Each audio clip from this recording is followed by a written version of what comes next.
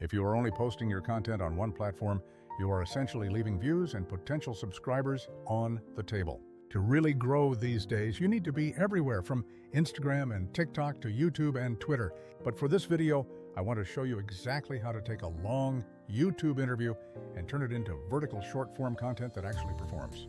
The first major hurdle is the aspect ratio, because YouTube is usually that landscape 16:9 rectangle, while Reels and TikTok require a 9:16 vertical frame.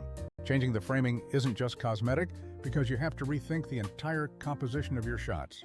The manual way to do this is to open a phone editor and physically crop and reposition the footage, but that process is incredibly slow. If you are manually scrubbing through footage to find moments, trimming, reframing, and adding captions, you are turning your hobby into a full-time editing job. Free apps like InShot are great when you are just starting out because they cover the basics without a high upfront cost. Adobe Premiere Rush is another good option that keeps you within the Adobe ecosystem, but it still requires manual decisions for every single cut. You still have to identify the best 15-second bits, retype subtitles, and then manually figure out exactly when to post them. For creators trying to scale, that manual process becomes a massive bottleneck that keeps you from being consistent. But what if you could upload one long video and have AI automatically find the best moments, crop them, add readable captions, and schedule them for you? That is the specific problem that a tool like Vizard was built to solve for busy content creators. The first step in my workflow is always to keep a clean master file without any burned-in subtitles or graphics. Starting with a pristine source file gives you the freedom to crop and reframe without getting stuck around existing text or logos. The next step is uploading that master file so the AI can analyze your video and locate those high engagement moments. Instead of guessing what will perform well, the software gives you a short list of clips that are already optimized for high attention. It is essentially like having a professional editor watch your footage and tell you exactly which 28-second bit is going to hit. Once you have your clips, you can tweak the automatic framing to ensure you are focusing on the speaker or an important graphic.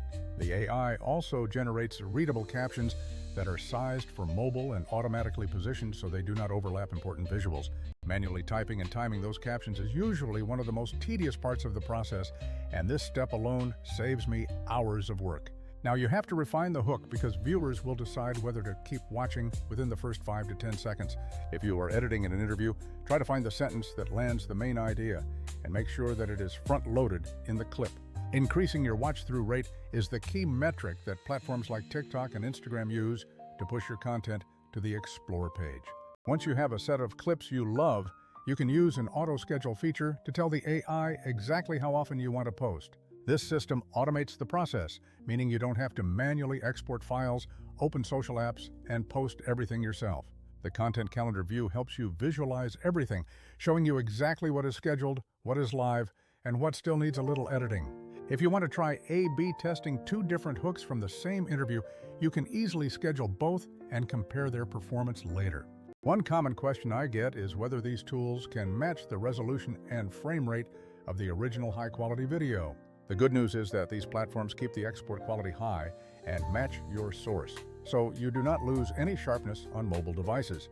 I used to spend hours manually scrubbing and dragging clips to keep the speaker centered, which just eats up all your creative time.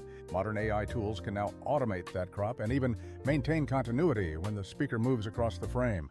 Remember that on short-form platforms, many users are watching without sound, so your subtitles need to be perfectly positioned. If your captions are off-screen or too large because they were downscaled from a widescreen format, your engagement will definitely tank.